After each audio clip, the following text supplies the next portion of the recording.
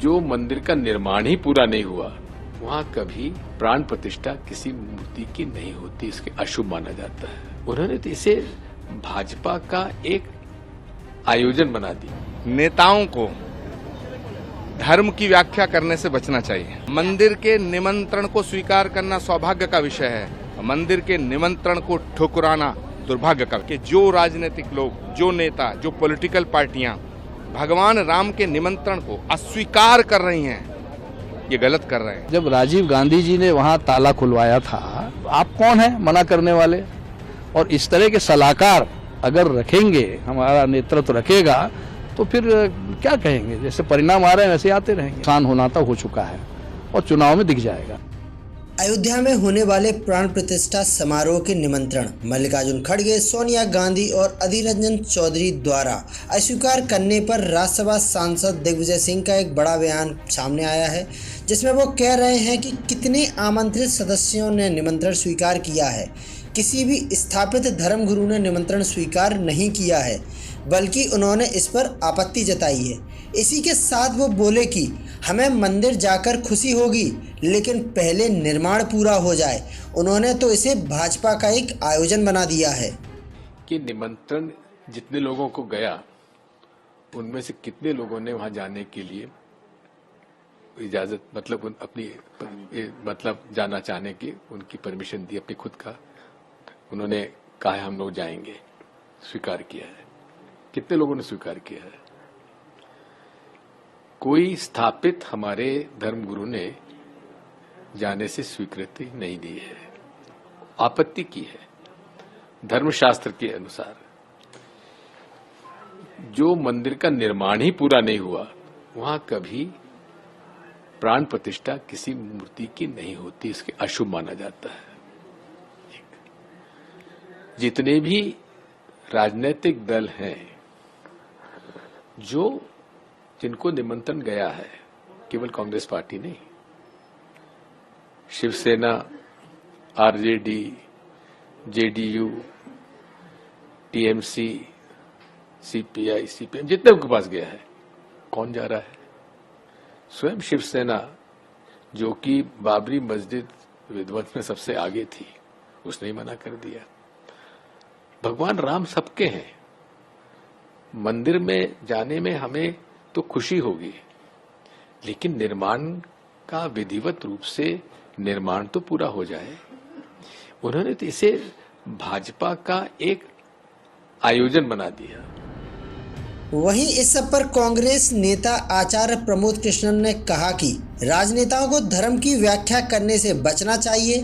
भगवान राम का मंदिर जहां है, इसका स्वागत करें। पहली बात तो नेताओं को धर्म की व्याख्या करने से बचना चाहिए। भारत का नहीं, पूरे विश्व का करोड़ों साधु, संत, ऋषि, मुनि, महात्मा, तपस्वी, तमाम ज्योतिषाचार्य हैं, ये सब एक तरफ और भगवान राम एक तरफ। हम राम से हैं, राम हमसे नहीं है। ये जो ब्रह्मांड है, ये पूरा राम संचालित करते हैं। हमारे शास्त्रों में एक सूत्र है, शुभस्य शीघ्रम। जो शुभ काम है उसको जल्दी करो, जो शुभ काम है उसमें रोड़े मत अटकाओ। भगवान राम का मंदिर बन के तैयार हुआ है, इसका स्वागत करो। ये भारत का उत्सव है, ये भारत का गौरव है, ये हमारे सनातन का उत्सव है। इसमें विघ्न डालना छोड़ो। और मैं तमाम राजनीतिक लोगों से अपील करना चाहता हूं कि इस निमंत्रण को स्वीकार करो। राम सबके हैं, सब राम के। लेकिन स्वीकार तो नहीं किया है, कांग्रेस के वरिष्ठ नेताओं ने स्वीकार नहीं किया। मंदिर के निमंत्रण को स्वीकार करना सौभाग्य का विषय है, मंदिर के निमंत्रण को ठुकराना दुर्भाग्य का विषय। लेकिन आप बताइए, क्योंकि आप इसी पार्टी से ताल्लुक रखते हैं और अब आप कह रहे हैं ये दुर्भाग्य का विषय है, क्या अभी कभी आपने समझाने का प्रयास किया एक वरिष्ठ जन होने के नाते, आचार्य होने के नाते, कि इस तरह की, क्योंकि वो तो साफ तौर पर कह रहे हैं कि बीजेपी जो है वो कुटिलता कर रही है, कुटिल राजनीति कर रही है और ये सिर्फ राजनीति है, इलेक्शन को मद्देनजर रखते हुए राम मंदिर का प्राण प्रतिष्ठा कर रहा है, धर्म विरोध। पहली बात, राम किसी एक पार्टी के नहीं है, राम किसी एक राज्य के नहीं है, राम किसी एक वर्ग के नहीं है, राम किसी एक जाति के नहीं है, राम किसी एक धर्म के नहीं है। अखिल कोट ब्रह्मांड नायक राम, जगत नियंता राम, पार ब्रह्म परमेश्वर राम, जगत पिता जगदीश्वर राम, जहां हमारे राम हमारी आस्था के आधार हैं, तो इस पर कोई लेकिन, बट, किंतु, परंतु करना व्यर्थ है, पहली बात। दूसरी बात, मैं सबसे हाथ जोड़ के अपील करता हूं, राम को किसी एक पार्टी तक सीमित मत करो।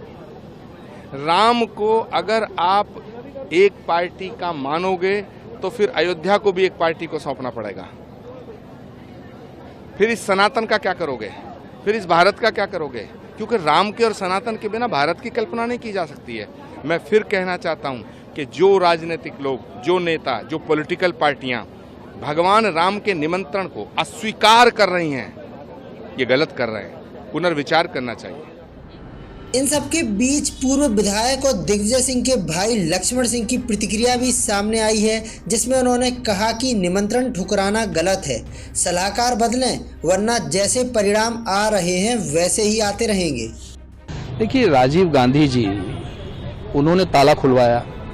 वीर बहादुर सिंह जी मुख्यमंत्री थे उत्तर प्रदेश के, उन्होंने वहाँ 46 एकड़ जमीन राम मंदिर न्यास को देने की बात कही और वहां पर भव्य मंदिर निर्माण की बात कही थी। दुर्भाग्यवश उनको वो हट गए और राजीव जी की हत्या हो गई, तो मामला खटाई में पड़ गया। उसके बाद वहां के साधु संतों ने, पूरे देश के साधु संतों ने इस लड़ाई को लड़ा।